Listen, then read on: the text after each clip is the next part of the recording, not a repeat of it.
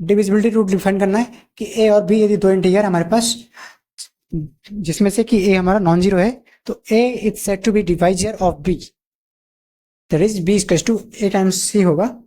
यहाँ पे ए कहलाएगा हमारा डिवाइजर बी का, या कि फैक्टर कहलाएगा। कब?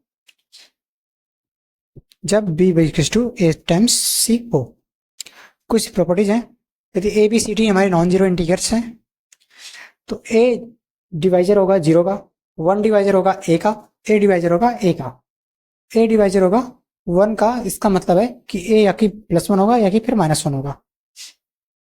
ए यदि डिवाइजर है बी का और सी डिवाइजर है डी का, इसका मतलब ए सी डिवाइजर होगा बी और डी का, ए सी डिवाइजर होगा बी डी का। ए डिवाइजर है बी का, बी डिवाइजर है सी का, इसका मतलब ए डिवाइजर होगा सी का। ए डिवाइजर है वी का, बी डिवाइडर ए का, इसका मतलब ए और बी हमारे बराबर होंगे। यदि ए डिवाइडर है वी का और ए डिवाइडर है सी का, इसका मतलब कि ए डिवाइडर होगा किसका? बी एक्स प्लस सी वाई। यहाँ पे एक्स और वाई कुछ भी हो सकते हैं, कोई भी यानी इंटीजर्स। यदि ए डिवाइजर है बी का और बी हमारा नॉन जीरो है तो इस केस में जो डिवाइड कर रहा है वो छोटी वैल्यू होगी, that is A modulus of A less than equals to modulus of B.